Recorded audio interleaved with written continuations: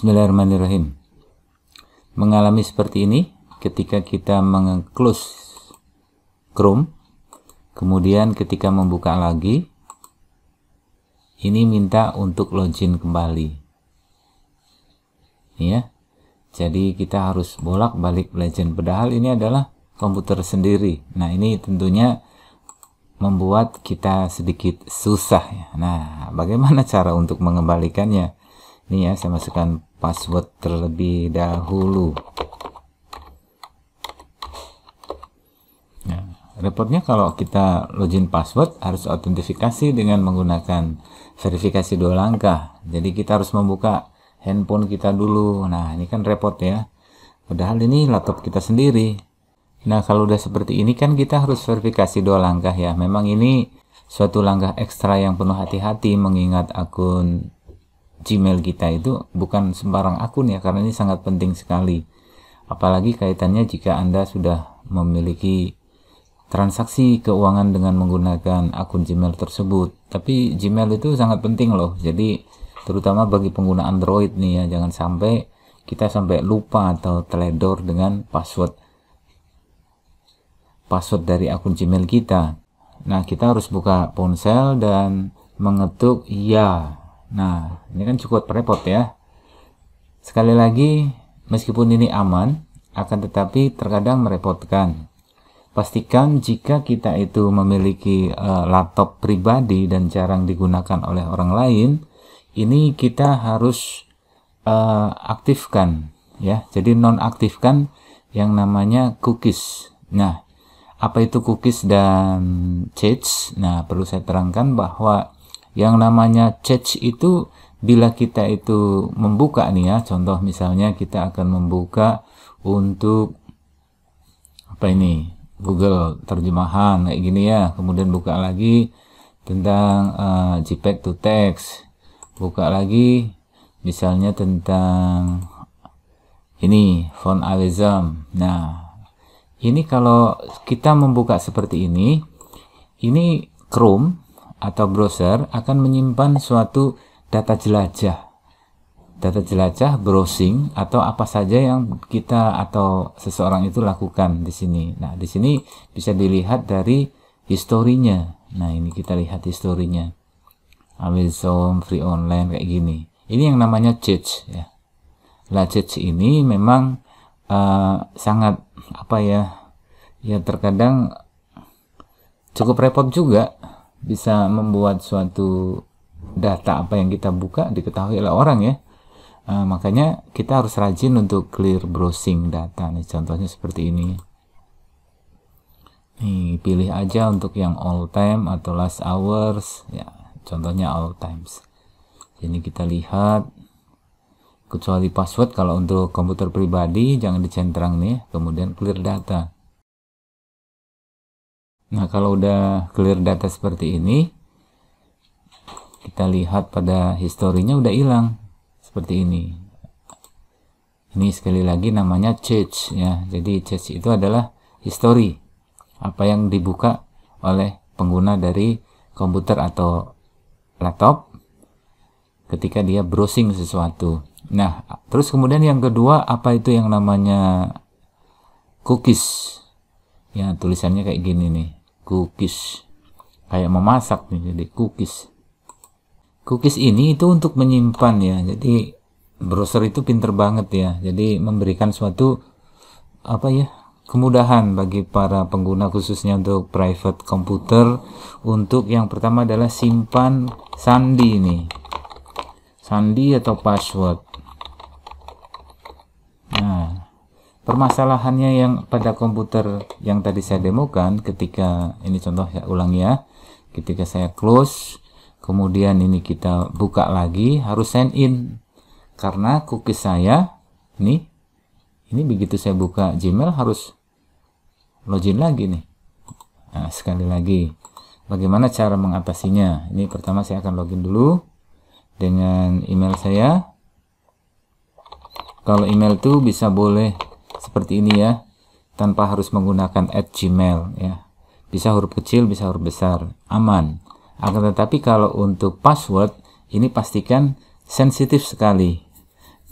huruf besar dan huruf kecilnya. Maka pastikan caps lock itu jangan sampai tidak terkontrol. Nah, begitu ini klik berikutnya, sekali lagi akan autentifikasi lagi seperti ini. Kling, gitu kan. Kemudian saya buka lagi ponsel. Kemudian mengetuk yes atau ya. Nah, baru dia login. Nah, sekarang bagaimana untuk mengatasi seperti ini? Mudah kok.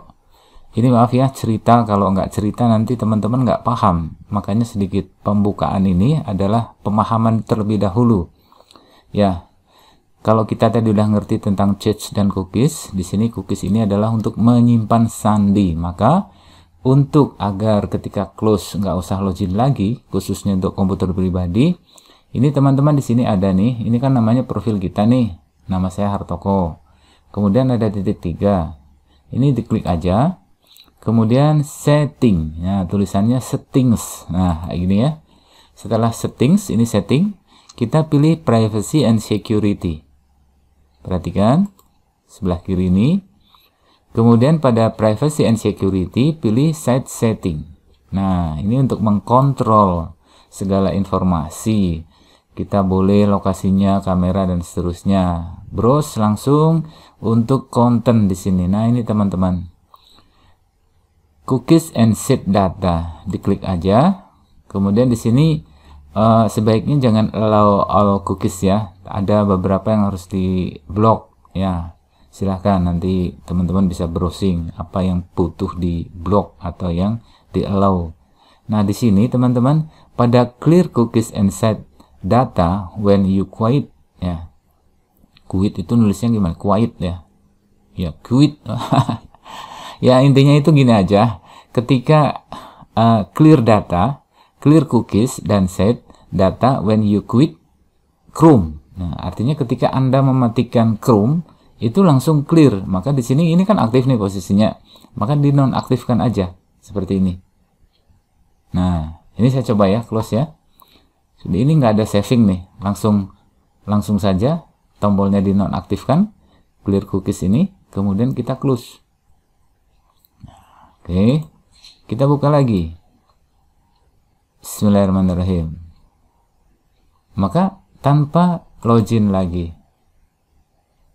Lalu gimana nih kalau misalnya kita menggunakan komputer teman? Jangan khawatir ya, tapi ini lakukan, ini yang paling penting nih. Misalnya kita terpaksa nih pinjam komputer kantor atau pas waktu paparan gitu ya. Biasanya kan pinjam ya, difasilitasi oleh penyelenggara. Bentar. Nah, caranya gini teman-teman. Di sini khususnya untuk Chrome ya. Sini teman-teman di sini pilih nih pada profil. Nah, di sini teman-teman ini klik as guys sebagai tamu. Di sini klik pada profil. Kemudian di sini tambahkan akun lainnya. Nah, setelah akun lainnya, ini contoh nih saya punya akun yang kedua ya. Lalu login. Nah, login ya. Aduh, password saya apa ya? Ini ya. Agak lupa nih. Bentar ya. Saya selalu menyimpan data pribadi ya pada akun OneDrive ya.